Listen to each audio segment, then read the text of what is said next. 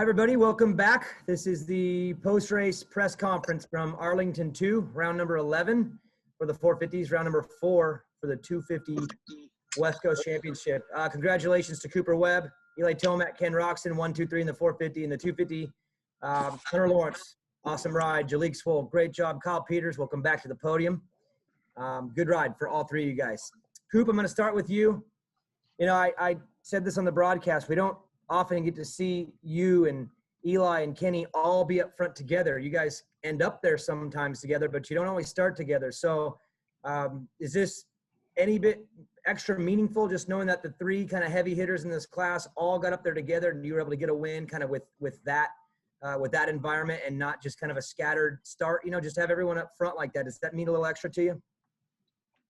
Yeah, for sure. I mean, like you said, it's not often that we're all three up there. So, I mean, getting the whole shot was definitely key to that. And even though we were all there, the whole shot was super important tonight. And but yeah, to be able to race up there and be able to get the win was incredible and you know, super motivating and yeah, really cool. I'm sure for even the fans to kind of see us all up there and in the mix was I'm sure cool for everyone. All right. Let's go with David Iser. Kick things off. Thanks, Daniel. Ken, we all know that riders are emotional, especially after the heat of the battle. But in retrospect, looking back, do you regret the post-race Daytona comments, maybe letting them get to you as much as they did?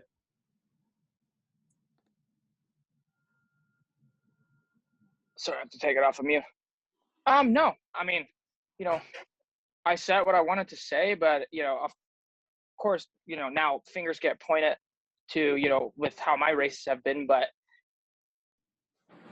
I knew that before going into that, no matter how I'll finish in these upcoming races, fingers will get pointed. But you know, and also this is just in the past, and obviously I haven't been on the podium lately, but I've been trying some different bike settings as well that haven't really been working out that well. I went back to Old Faithful here in the main event today, and that felt a lot better. So I feel like I'm done tinkering around with the bike too much. I'm just trying to always improve a little bit. But yeah, no, it's all good. Thanks. Michael Antonovich. Thanks, Daniel. Eli, this one is for you. You're not completely out of it. I mean, anything can kind of happen. But do you feel like you're riding with a little bit less pressure now that it's like, hey, the title defense is there, I can just ride free and just go for wins and not have this big, overwhelming weight on my shoulders? Yeah, I mean, that in that sense, it's been a few races where I felt like I haven't, you know, that weight's been lifted off me that way. It's nothing you want, right, in that situation. But I was just excited tonight to have a better run in the stadium environment, right? I mean, especially the past few races other than Daytona. So it's a good start, better riding throughout the whole main, and it was a good push, just not quite enough. Thank you. Jason Wygant. Worry, we never got to see it. I know there were off-season rides, and then you get hurt. Was it a struggle to learn Supercross, or was it actually coming pretty quick and you just never got a chance to get on the racetrack? Yeah, no, I mean, like, I don't think I had struggled any more than anyone else, you know, like, it was just unfortunate crashes. You know, anytime I'd crash, I would get broken, unfortunately. So that wasn't, I wouldn't say I was struggling. Like, I didn't crash anymore. Who keeps sending sorry, my phone's beefing up. But yeah, like, I don't think I struggled with it any more than anyone else. Okay, thanks. Congrats. Appreciate it. Thank you. Yep. Alex Gobert. Thanks, Daniel. Yeah, Alex Gobert, motoonline.com. I'll keep it with Hunter. Obviously in a good position at the start of that main. Some things happened behind you as well. Talk us through the final from your perspective and just relive those emotions as the laps wound down. Yeah, so like the start, I think I was in like fifth or something around the first turn, and just kind of like tried to push and shove my way through to the front as best as I could. And I was sitting third for a little bit, and those boys were, you know, in the first opening laps, it's, you know, everyone can run a pretty close speed while they're all fresh and stuff. And I was just sitting there like trying to, you know, make passes where I could, and then seen an opportunity and went for it and made the 2-for-1 pass before the finish line. And literally then it was, I don't want to say easy, but it's easier because you're able to just, you have clear track and you could just manage the race. You know, I think that's definitely a lot easier rather than coming through the pack and grinding and battling the whole moto. But yeah, like I just kept telling myself, 1 lap to go, 1 lap to go, 1 more lap. And then white flag, I'm like, all right, 2 more laps. Like pretend you got 2 more to go. And then, yeah, last corner, I was like, yes, we did it. And then I just freaking, dude, it all just came out like on the finish line. Like everything flashed between, like just through my head that I've been through in the past year and 2 years. So it was cool. It was a cool moment that I'll carry with me for the rest of my life for sure. Awesome. Congrats. And yeah, stoked for you. Thanks, buddy. Appreciate it. Thank you. Steve Giverson. Thanks. Steve Giverson from Vital MX. Cooper, talk about in the main, you know, Eli was kind of sitting there for a while and getting close. How much are you focusing forward versus how much are you listening and getting audio clues on where he's at or maybe different lines that he's taking? Yeah, like you said, he was, I know he was kind of doing some different things at the beginning with Trip went onto the table. I was kind of being protective on the inside there, and as well as doing the on, actually getting off over the single and then singling into the turn. So there's a few things I could kind of hear behind me where he would catch me. And then I was trying a bunch of stuff to do the whoops, and I felt like he would always get a pretty good run on me there. So once I kind of figured out the on-off and the few things, I felt like I kept it, you know, a little more at bay. But it's tough in that situation, you know, the track's changing every lap, and then you kind of have someone on you. You don't know how close they really are or not. You know, if you start opening things up, they could go to the inside and make a pass. So, you know, it was difficult in that sense, but just tried to focus on my laps and not making mistakes. And as the track changed, kind of going with it and keeping the lap times down. And yeah, seemed to work out there, especially at the end. Thanks. Dark Side. All right, Dark Side Moto X Pod show. Jalik, you and also Kyle Peters, honestly, have talked about, like, you guys just feel like you're podium guys, top 5 guys. Talked about it on the Pulp MX show recently. Now you are, man. Talk about, like, what you've been working on since this year to make that step up. And now that you've done it, you feel like they're going to come more easily. I mean, yeah, the first thing that comes to your mind is just believing in yourself. And yeah, I mean, I had a pretty rough rookie year. So yeah, I mean, I had a bunch of people who didn't think that I could do it. And yeah, man, that was just in the back of my mind every day, and just putting the laps in at Baker's and just seeing the progression really just boosted the confidence and stuff like that. And I knew it was a matter of time. It was just putting the puzzle together. And yeah, I mean, my team believed in me, and that patience is all I needed. And I think that no podium is going to come easy. I mean, everybody out there is fast, but I think I can put myself in really good positions and battle for the top 3 steps a lot more frequent than, you know, what you guys were seeing in the first few rounds. All right, awesome. Congratulations, man. Oh, yeah, thank you. Appreciate it. Steve Mathis. A question for Coop. Coop, that crash in practice was pretty good. Looked like you hit your head pretty good. And like you said, in the main, I felt like Eli had you a little bit in the whoops.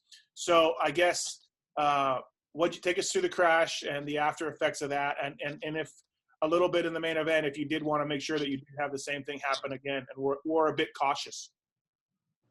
Yeah, I was actually felt really good in them all day. And then, yeah, I kind of had that crash where kind of caught some wheel spin and set it a little too far, and yeah, I had a good one. So I was definitely sore from that. And they were tricky, you know, they were kind of uneven and they had some hidden edges. And it seemed like in the main event they kind of flattened that inside hump, and there was some advantage to at the end of the whoops getting back to that inside opposed to kind of rail on the outside. So it was kind of a combo of you want to skim them and go as fast as you can, but also kind of break and get to that tighter line. So, I'd have to watch the race to see exactly what he was doing, but I could hear him, there making a charge. And like I said, I was skimming, jumping, trying different things here and there, and probably should have just stuck to what I felt was best. But yeah, definitely in the back of my mind every lap after you have a tough one like that in practice. Thanks. Billy Rainford. Hey, thanks, Daniel. Yeah, it's Billy from Direct Motocross here. I'll go back to Hunter Lawrence. Hunter, first of all, dude, you seem like a real genuine, likable guy. So congratulations on that first win, man. That was cool to see. But I'll ask you something slightly different than I guess the usual. When you're out there going to win your first ever Supercross. You're the only contact you have is with your mechanic, and I mean you're going through all your thoughts and things. But what was the best pit board that your mechanic gave you? What was one that you kind of maybe look back on and laugh at, or did he give you any kind of fun pit boards? Dude, honestly, I can't remember. Like I don't even remember after a normal night, let alone tonight. So I mean, it was just consistent. Just letting me know the gap I had on second and how many laps I had left. So it wasn't. Yeah, nothing too crazy, but yeah, even if you did, I probably wouldn't be able to remember it. But no, that's about it. Thank you, though. Wow, terrible question. Sorry. No, you're good, dude. You're good.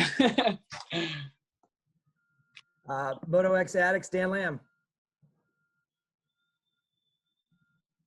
Yeah, for Hunter, me and my brother both raced, and I've known some brothers that were pretty competitive. And I'm wondering, like, me and my brother definitely would take each other out before we'd take anyone else out. What should we expect if at the shootout you and your brother get a 1-2 start? Should we expect clean racing? Should we expect some fun? What would that race be like? I think it has to depend on the scenario, like what kind of scenario we're in. Who knows where I'll be in my championship at that point in time. I think Jet's quite a few points back with only 1 or 2 rounds left. So, dude, I don't know. It'd definitely be fun for sure. I mean, it's obviously something people have been wanting to see, like, both of us when we're 100%. I know Lucas asked us the other day, and I said I'd clean his clock for a main event win in the last turn, and he said the same thing. So if it's coming down to the wire, like, you can expect one of us to send it up the inside and just try to saw off someone's front end, but maybe a little more so than if it was with any other riders, just because we could probably fight out there and it just doesn't seem like the same, because we're brothers, we do it at home all the time. So Great. I'd expect nothing else from brothers. Thanks, man. Thanks. Appreciate it. Hey, Hunter, it took Jet 8 races to get a win. It only took you 6. So just want to throw that out there. Yeah. Mitch Kendra. Hey, Mitch Kendra, Racer X. Daniel stole my question. I was going to say, have you given anything to Jay, give him any crap yet, saying you're able to accomplish it first? What's it been like to have him kind of raise the bar for both you guys and just help push each other, throughout the hard times, but now when it's like you're trying to, both become the top level? Yeah, for sure. It was difficult, when I was really struggling with myself and injuries in my body and just things like that, and not doing well, not being able to do what I believed I could do. And he was obviously doing really well and started, kind of holding the bar up, holding his side of the deal up for the Lawrence brothers. So, which, like my whole life, I was kind of, the one that was, like I'd sign with a different team and Jet would come as, my little brother as the package kind of deal, like just, because he was good as well, So it was tough, dude. It was really tough, especially when it's your brother. Like, obviously I'm happy for him and only want to see him do well and stuff. But at the same time, you still have that competitor mindset. You're like, damn it, dude, it could have been anyone, like you just want to be doing it because you believe in yourself and you can do those things. So yeah, Jetson's been flying the flag for the Lawrences the past year and stuff. So I'm stoked to be able to just get back to 100% and getting started like this is awesome. It's just where I know I can be and where I should be. So I'm stoked on that, and so is he, because he knows everything I've gone through and how hard and just everything. Like it's my whole life, you know. Mm-hmm. Awesome, congrats! You guys can hold that flag together now. So great ride. Yeah, oh, for sure. Thanks, mate. Mm-hmm. Nick, Moto Limited. Yeah, Nick Still Motor Limited. This will be for Kenny. So, Ken, first night tonight without the red plate. I'm just wondering, does the mentality change now, obviously going from the hunted to the hunter, and what needs to change to turn this around to stop Cooper from getting so many points? What's the factors that need to change? Well, obviously he's on it right now, and I feel like, I mean, realistically, the only bad race that I really had was last weekend. And points can turn around real quick. Obviously, he was winning, and I was in like 6th or 7th or something like that. But that was really my only real bad race that I've had so far this year. And we still got 6 rounds to go as well. And I just want to focus on myself.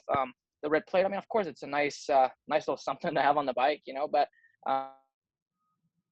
in the end, it's when it counts. And I'm keeping the dream alive. And of course, he's chipping away and winning a lot right now. But I just want to go out there and do what I love and see if I can get back closer at least, you know, so we can make it a good battle all the way till the end. But essentially, I got a much better start tonight. Obviously, I wasn't good enough tonight, but in general, I've been having good starts as well. Besides last weekend, obviously, I got screwed over there a little bit. But even before, I think Daytona faked a little bit, not being on the podium, but just by getting shuffled back. But I felt like I was strong and riding decent at least. And all the rounds before, I was riding good. So I'm just trying to keep my head up and keep chipping away. You know, that's all I can do on a weekly basis, anyways. And luckily, we got some races to go. And go back at it again on Saturday and try again. Absolutely. Thanks, Daniel. Cheers. Brad Gephardt. Thanks, Daniel. Brad Gephardt, Big MX Radio. Cooper Webb, in comparison to your 2019 title, do you feel like you're in more control this year over the title chase than you were in previous years?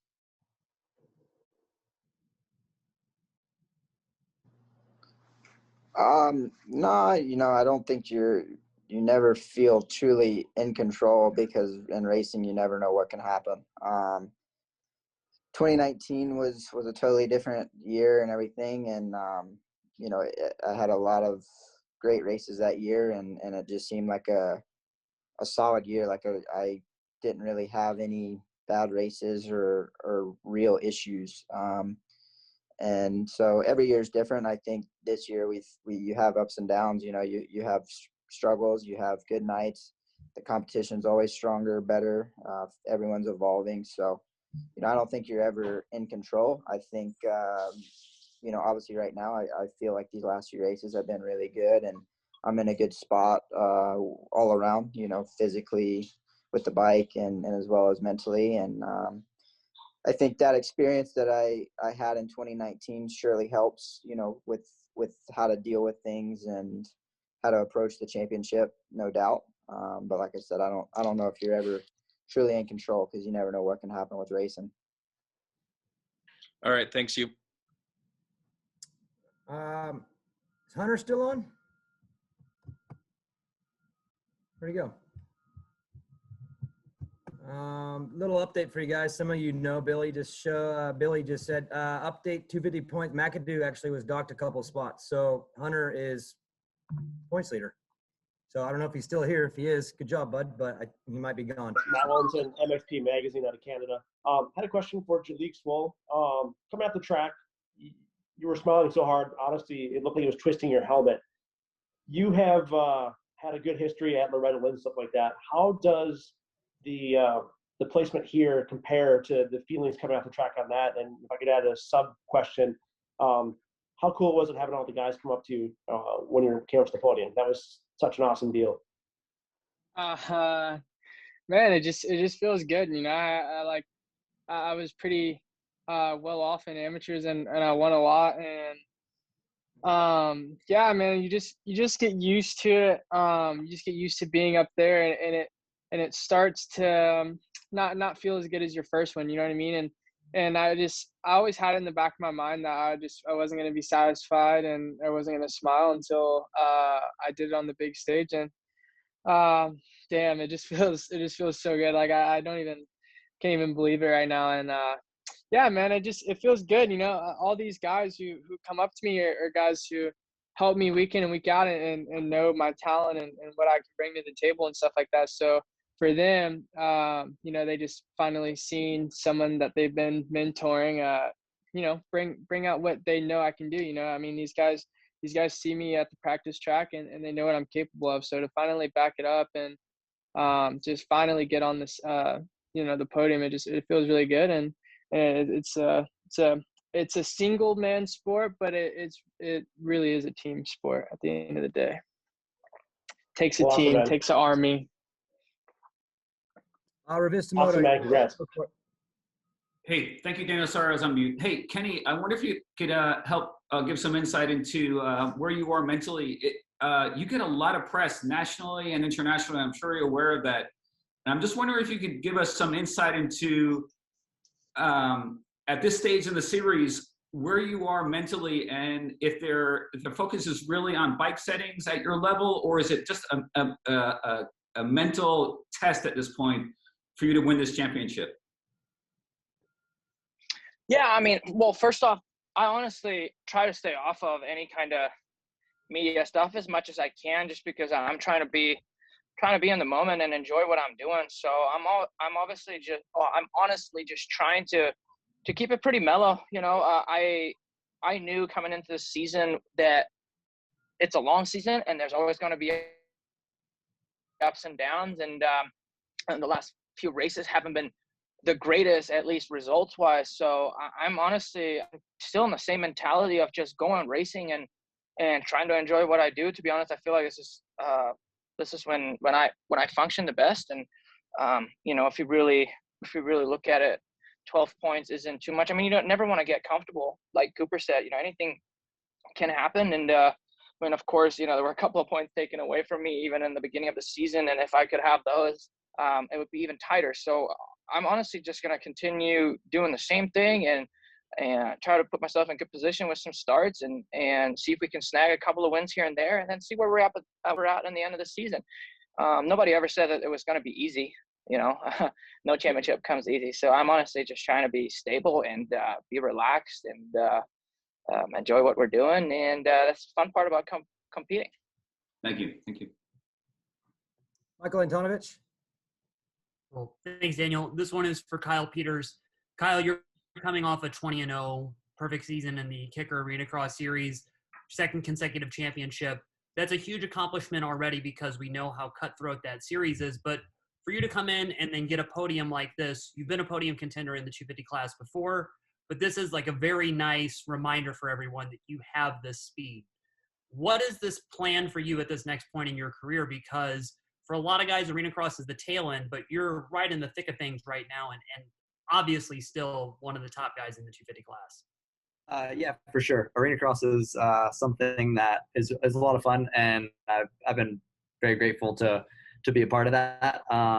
Obviously, this is kind of the end goal, to be successful in Supercross, to be a podium guy, championship guy, and work my way up, obviously. But no, yeah, it took me a lot of years to kind of figure out this whole Supercross thing, between injuries and not having the confidence to believe in myself, and just just struggled for a lot of years. So now I feel like I'm better than I've ever been in years past, fitness wise, mentally, on the bike, fitness wise, and you know, I truly believe in myself. I've been working with a mental coach, and that's one of the biggest things is you know, staying in the moment, executing, and the confidence to know I should be on the podium. I've put in the work.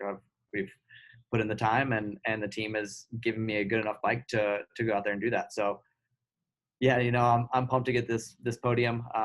Definitely didn't come without some adversity in the heat race. My battery went dead, had to bump start it. Barely had enough volts to even run. So luckily came back to 8th in that and lined up outside. And I was just like, well, here we go. It's time to make it happen. Well, thanks, bud. Good job tonight. Thank you. Justin Schuler. Thanks. Kenny, I'll go to you first. You kind of talked about kind of how the middle of this season has kind of been a little bit of a wayside for you, but I want to go back to earlier this year, back at Houston, when you had that 4-point penalty at Houston 2, and then the next race with the issue with Dean Wilson costing you the win, that being another 3-point swing. Do you feel that catching up on you, or are you just trying to keep that behind you as much as possible to focus on what now looks to be a 12-point gap? Yeah, I mean, obviously it doesn't matter at this point because it's the past and it happened and that's what it is. But I feel like, you know, of course, those are just valuable points. I mean, honestly, the whole Dean thing, that was a legit just lapper and it didn't work out in my favor. Like I said, I still disagree with the whole AMA and them docking me 4 points that are, of course, valuable. But what am I going to do about it now? In general, that all the, you know, the 3 Houstons kind of like did me bad and then that way a little bit. But again, I didn't want to focus on that and get so stuck on it and ruin a whole season just to get hung up on all of that. And we still left, I don't even know if we left there, I think, with the red plate. And, you know, I've had the red plate for more rounds than honestly I've ever had in my life before. So that's pretty cool. I'm holding on to the positive and I'm just continuing to chip away and just rather look in the now and what's right ahead of me rather than focusing back there. And it's not going to do me any good. Awesome. Thanks. Jason Wygant.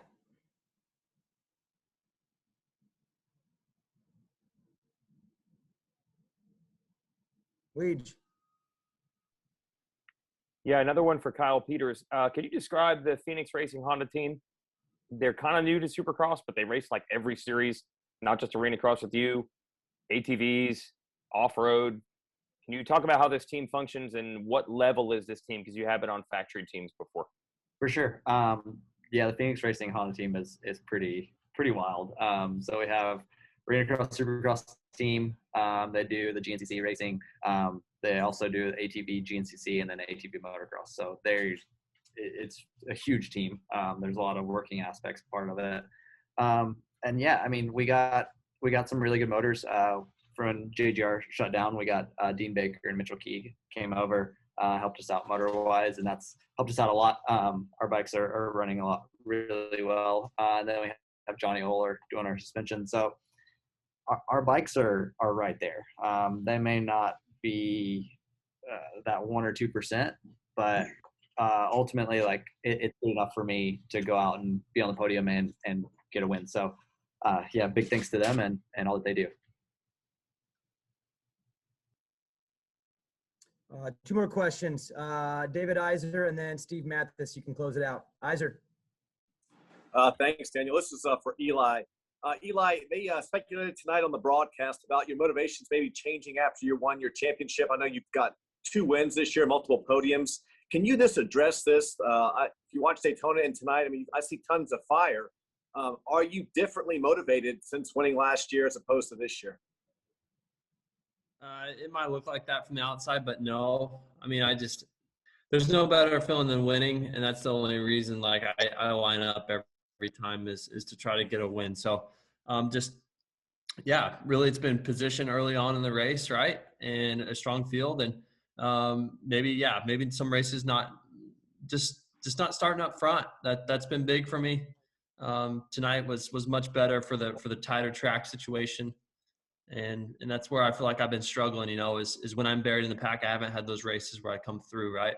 The field is tougher that way this year, no doubt, than the past. So that's it. It's not a motivation thing. All right. Thanks, brother. Mathis.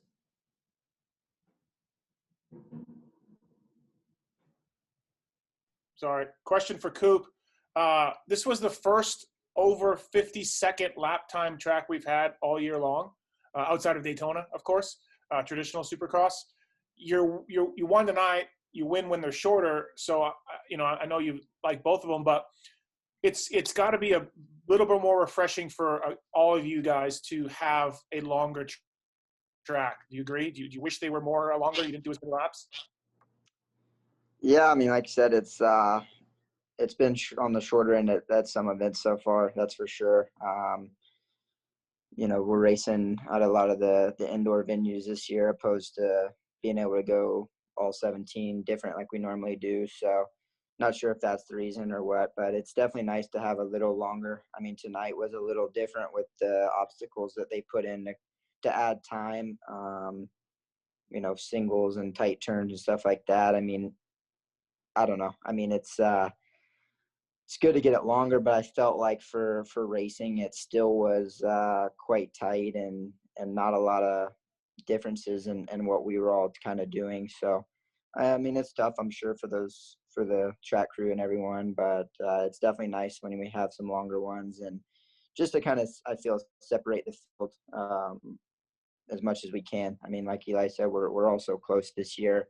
And then qualifying, as we saw, even with the longer track, we were all super close. So, it is nice, that's for sure. I wish they could definitely try to make them in the 50s every weekend. That way it doesn't feel so monotonous. I mean, last weekend was definitely on the shorter side and a lot of laps. So, but we'll see. Either way, we've been successful at both. So, yeah, we'll be good either way. Right. And quick follow-up, with your win and KP getting third, do you think this is the best night of Phil Nicoletti's life? Yeah, probably so. Phil's pumped, roommate, and plus it's a good night for North Carolina for boys, Yeah, gotta exactly. represent like we do it. All right, guys. Hey, congratulations on the night. It was a good night of racing. Thank you, guys. Have fun the next few days, and we'll see you Saturday. Thank you. Oh, yeah.